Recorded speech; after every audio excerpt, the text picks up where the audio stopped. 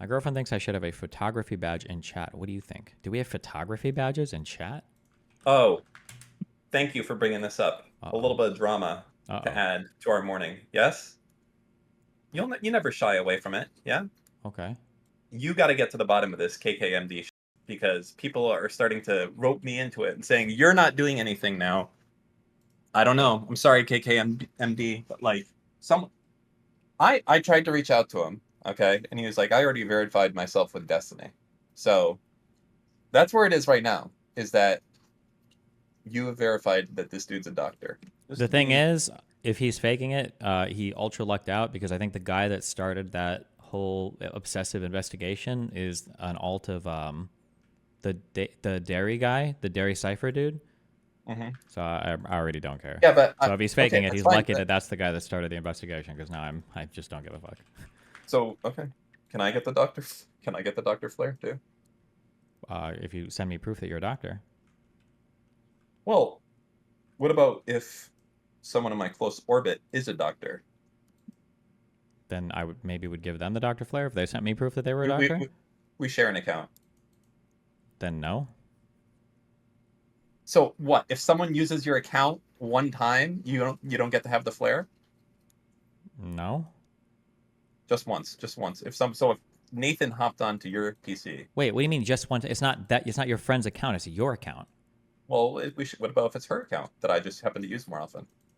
Then I'd probably just say no because that seems like a not okay thing. Okay. Is there evidence that somebody shares somebody else's account? Um, I don't want us to get in any flack if this guy turns out to just be a giant memer. What So I just wanted to flack would make we sure get that into? I don't know if you're verifying people as a doctor and they're giving fucking I don't want to say medical advice, but saying things. It's the Destiny.gg chat room, okay? We're not the fucking, okay, licensure board of Florida for medical licensing. If somebody just a license a flare in my fucking chat and they start taking medical advice, that person probably needs to die. You say that, but people bought Intel stock after I did, and people probably bought CrowdStrike stock after you did. They should. I don't make bad calls, ever. They No, should follow me. I'm not wrong. I'm just early, right? That is that where we're at?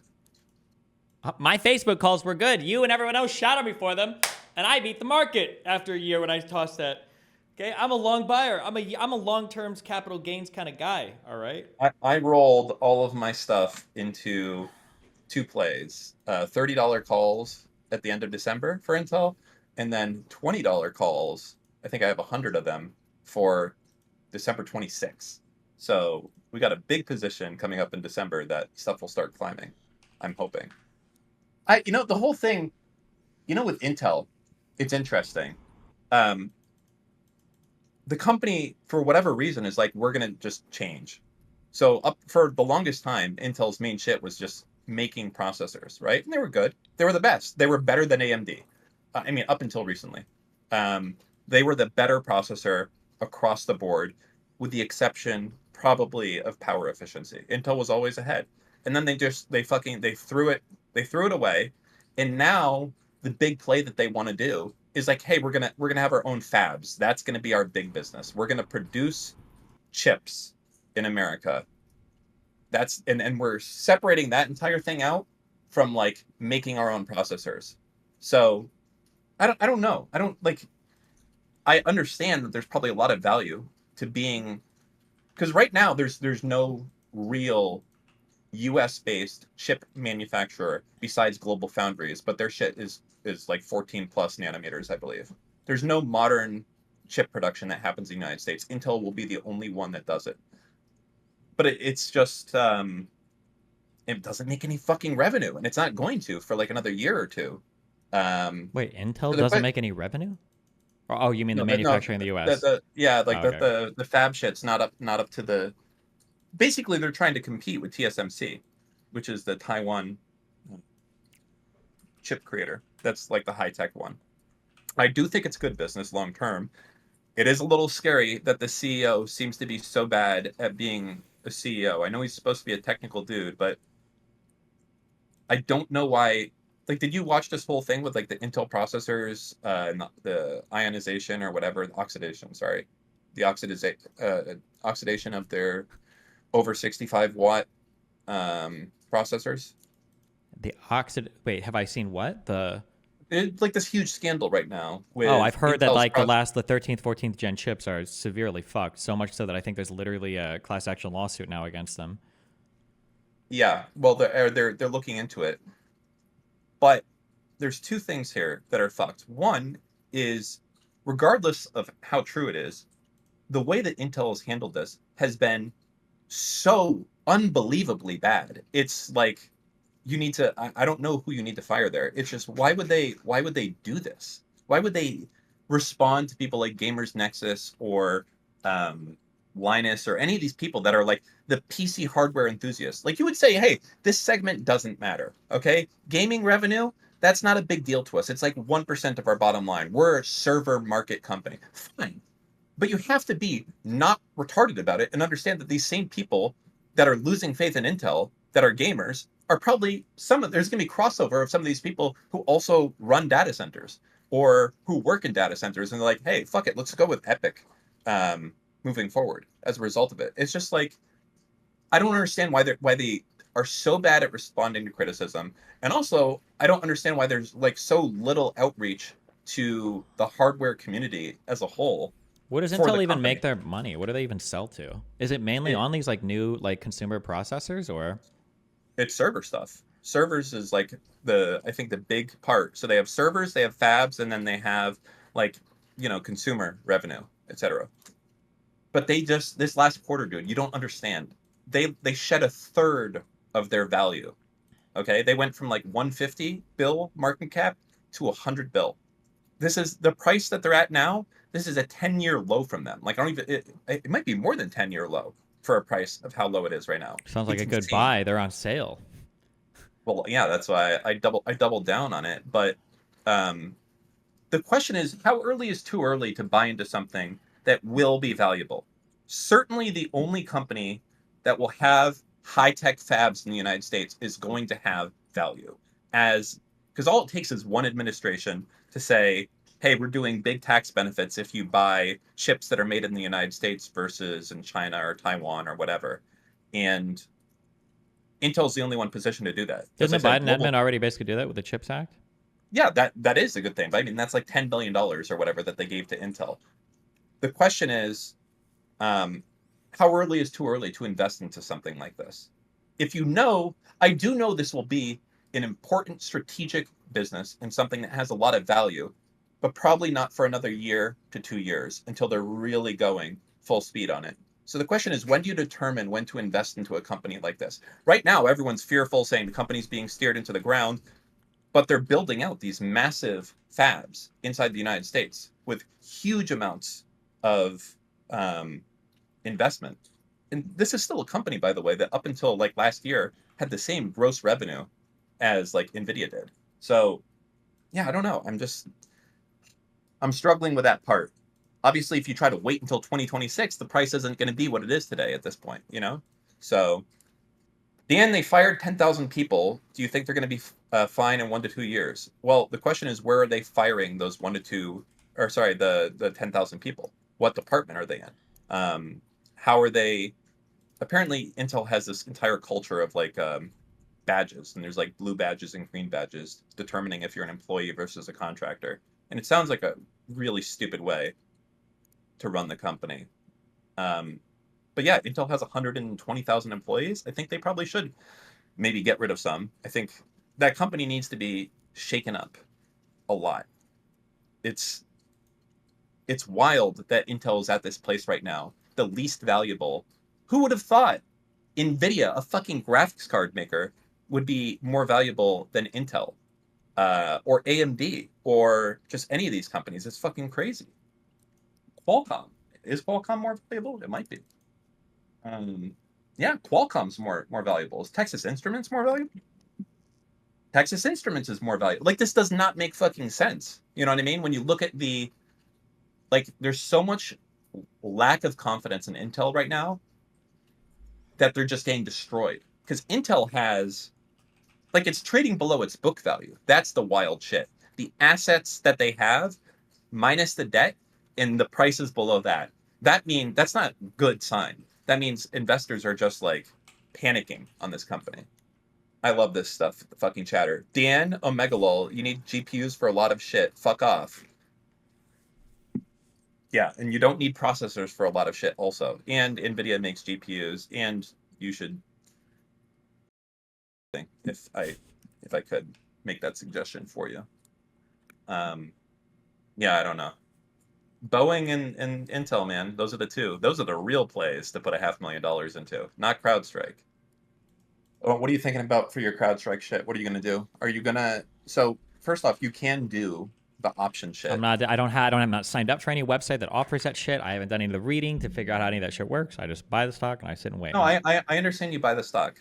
You understand what options are, right? Yes, I understand that if I understood the math well enough, or if I understood what implied volatility and all that is, that I could technically hedge my position. You don't have to know all that shit, right? The idea is that if you're putting $500,000 into CrowdStrike, you could just say, let me have the option that if this shit goes to $100, I'm gonna make $400,000, and that doesn't cost you that much money. Sure, but the cost for those options are going to vary based on what the market thinks. Like, it's not like options just sell for the same price all the time. No, they don't. Of course, yeah. So I don't know if I haven't done enough reading to. I don't even know how those are priced out. So I just buy the stock and I sit on it. Yeah. I mean, I only have bought options for Intel. Like, I'm not buying any of the stock there because to me, if I'm like, okay, I'm waiting 3 years, you get a fucking huge discount buying options on it. It's like you essentially, the downside is, of course, you can be left with nothing. But if the stock kind of stays where it's at or goes up, you magnify your gains essentially. Well, I mean, it depends by whatever it is. But the way that the premium works, if I buy options, it should always be a losing buy, right? You understand that? Well, you're talking like what? If you buy insurance, you should always lose. Is that what you're saying? Yes. Well, no. That insurance is designed to insure, and also wait, insurance is designed to make the insurance sellers when you buy money. options. When you buy options, like for instance, that's not necessarily that someone thinks you're going to lose money. It's that they're saying, you know what? If Intel goes to $100 a share, I will gladly have sold it to you for $50 a share. So if you want to pay me right now for the right to buy Intel for $50 in 2 years, I'll do that. Because if Intel's $50 in 2 years, fucking I'm happy. So that's why those people, they collect a premium on it. Yeah, but the options contracts are going to be priced in with what the market thinks the security is going to do, the direction it's going to move. So if there's a good chance that security is going to plummet, there's going to be a big premium on those options. So the idea that I can just buy that as a free hedge is probably not true. It's not a free hedge, of course. Not only is it not a free hedge, chances are it's going to be a losing hedge unless I feel like I have information that the market doesn't, or I can make a better buy. That's not true. People, when they have large stakes in stocks, what they do is they buy negative options against it to protect their investment. You're just stating what an option is, but no, but you're saying that by default it loses. That's not the case. Smart investors will do this strategy to make sure that no matter what happens, that their position comes out. I don't want to say ahead, but that they're covered in the case of a catastrophic collapse. Like for instance, you have CrowdStrike right now. What price did you buy into it as? I don't remember. I think it's down 15% where I bought it. When I said a negative option, I meant a put. Sorry, not a call. Jesus Christ. People fucking losing their mind. Actually, a negative option doesn't just fucking think, please. Damn. Do you care at all about protecting that downside at this point? Or are you just fucking in it, and if it goes to shit, that's it? It's a security. It's a stock. Fuck it, I'm in it. If to protect downside means I have to sacrifice necessarily some upside. Yeah. So that's true. Yes. No, I don't care that much about it. I believe what Cake told me a month ago. They're here to stay. What He's my guy. What I still don't. I mean, why do you not have full coverage insurance on your car?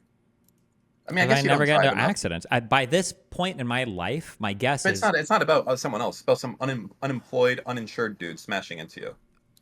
My guess is at this point in my life, I probably saved more money in not paying for full coverage insurance than I would get even on a full payout right now. That'd be my guess. Will you get full coverage if you buy a new fancy car? I don't know. I have to think about it. Maybe, maybe not. Can you clarify your position on insurance? Sounds like you're saying it's never worth it to buy insurance ever because the insurance company is priced in such a way that makes profit. I hope this isn't your take because it's retarded. Good job, Mike. I don't feel like going into this right now because I'm too lazy to explain it, but the way that insurance is going to work on basically any event relating to buying a stock is what insurance is going to do. The way that the math should work out, assuming everybody in the market is doing what they should be doing, is on any given thing, if you buy here, hold on. I hate you so much. This is such a bad take. I know, thank you. Yes, please cry about the same shit you cried about for fucking years. I super don't give a fuck. Okay, what insurance should do is, let's say that you buy a given security, and the security, let's say that you buy it at this point, and let's say that your hope is that the security rises, and then you can sell it at this point. Okay. Let's say that there's like a world of possibilities where the stock could actually go up like this much. And let's say there's a world of possibilities where the stock could actually go down this much. Okay. If you're using options or some other derivative contract to try to hedge against certain losses, what you're basically doing is you're tightening up your window of possible outcomes, right? So you're paying a premium on some type of option. You're paying a premium, meaning you're lowering your potential gains in order to decrease your potential losses. All basically what insurance is doing here, or what using options contracts in form of insurance is doing, is all you're doing is you're tightening up the window of potential outcomes that could happen here. But if you're so confident, if you're so sure that the stock is going to drop, right? If you're so positive that this is going to happen, and that's why you're buying quote unquote insurance for it, then the premiums on this buy down here are going to be really, really, really high, and it's going to push your profit window to almost nothing, or it'll even set it below depending upon what the math works out at for some of these contracts here. But that's, yeah, but I don't care that much. It's not like that. I'm not like, if I was investing $100 million, maybe I would care, but that's what's happening. If you buy insurance, what you're trying to do is you're trying to smooth out adverse events over a long period of time. However, you're smoothing out those adverse events at a premium. The premium is the price that you're paying that you wouldn't have had to otherwise in order to smooth out the volatility of those particular things. So if you're really wealthy, things like health insurance are generally a decent buy because the cost to you is very low, but you're hedging against a catastrophic event that could cost you tens of millions of dollars if you get like cancer. I don't know if cancer would be tens of millions of dollars, but like hundreds of thousands or millions of dollars potentially. You're hedging against those types of risks. That's what insurance is. Insurance is sacrificing some upside to protect against some downside. That's it. You're tightening your shit up. Listen. I feel, especially for you, an umbrella policy and shit like that, you're like, oh, why would I do that? It's $3,000 a year. What a waste. And the difference is that one adverse moment in your life doesn't fucking bankrupt you. Yeah, because you know what? $3,000 a year means literally nothing to you. It means nothing to you. But if you're driving and you fucking accidentally smash into someone and you cripple them or you kill them, guess what? Your entire life savings is gone. Everything you have is gone. Okay, it's not just evening out the spread, it's preventing you from losing everything that you have because of a moment. Okay, and like there's policies like umbrella policies that cover pretty much everything that you could think of for the most part. Yes, there's carve outs, but there's even shit that would affect you directly. Things like defamation or libel or smashing into someone in your fucking car because you drive insane. Like, yes, you can afford $40,000 to buy a new car. Can you afford the $2.5 million judgment against you because you're doing 75 miles an hour in a 30-mile-an-hour zone and you fucking handicapped some kid that walked out in the street that wasn't looking both ways? You probably are not going to be so pleased with that. So the idea behind the insurance is not so much protecting, well, it is. It's protecting your investment, but it's protecting your investment from a total catastrophic loss. And you're a rich guy. To you, $3,000 a year means nothing. Okay, but it protects you from 100 different angles of you losing everything that you've worked for the last 10 years. Bayzed, true. You don't agree. You say Bayzed, no, it's like, probably true. Why not sell options against your stock then? Selling options is going to do the exact opposite as buying options if you're hedging against risk. All selling options will do is they will increase your potential upside, but also increase your potential downside. That's all it would do. You're just widening or tightening the range of possibilities that could happen when you own a particular stock. All right, I'll let you get on to January 6th. What's the culmination of all this, by the way? At what point are you Israel'd out on J6? How much longer? Hopefully 3 days. I think 3 days and you'll know enough about this? Well, it's not about knowing enough about this. It's about having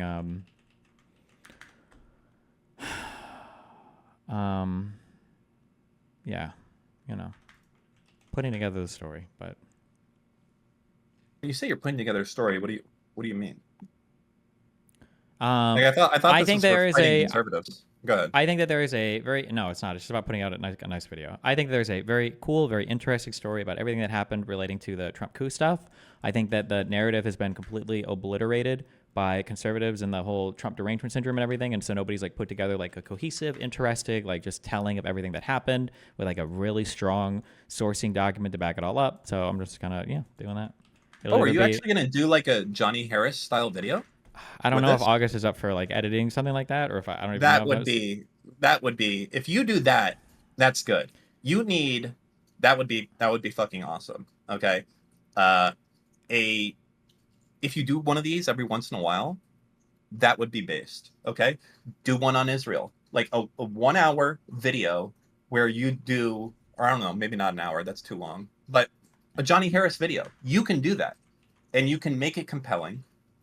And there's no and you'd have all the facts. You wouldn't be even doing bullshit about it, right? Like that would be based.